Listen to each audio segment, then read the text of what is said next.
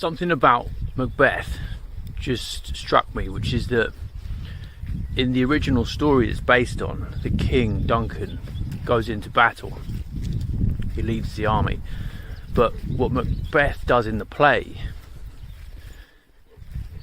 is take his place.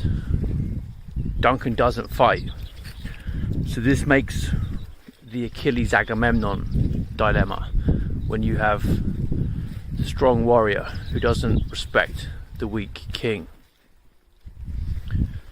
When you don't have hierarchy, you get anarchy, and that's because the more equal people are, the more likely they are to compete.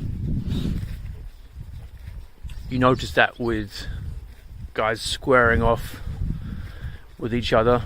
If it's before a bar fight, you wouldn't bother fighting if you think there's no chance you can win. Dogs do that as well. They'll kind of tee off, gauge each other, and wonder whether it's worth it or not. You see that in bears as well, all sorts of animals, and people are just the same.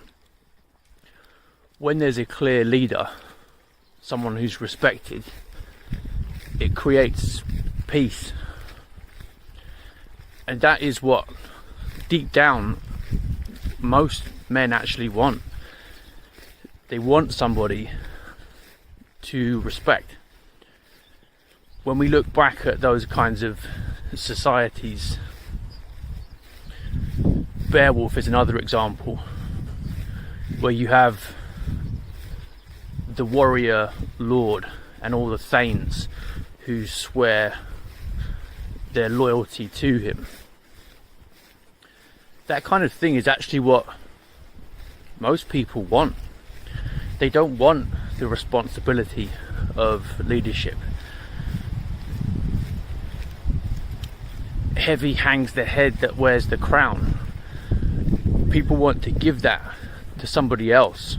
So there's this idea that less masculinity somehow means more peace, whereas actually it's the opposite. You can see it in classrooms as well. If you've got a rough group of kids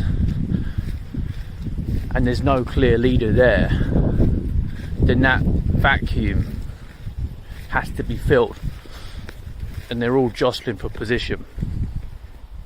Whereas what they really want is a teacher who's an authority figure and a clear leader to bring peace to it. A kid yesterday talking about why he changed schools recently.